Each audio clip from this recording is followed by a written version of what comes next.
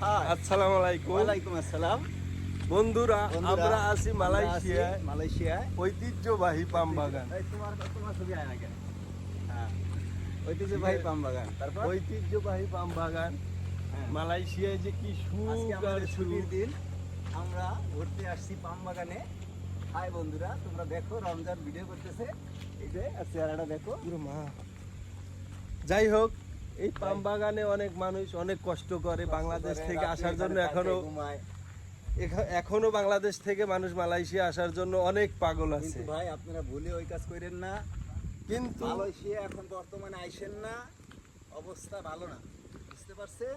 এই বাগানের ভিতরে বিশাল বিশাল সাপ থাকে। আমি কই কারো প্রলোভনে পইরা, দালালের খপ্পরে পইরা, বা আপনারা কেউ ভুলেও মালয়েশিয়া এখন আসবেন না। মালয়েশিয়ার অবস্থা ভালো না, বুঝতে পারছেন? ভালো থাকেন।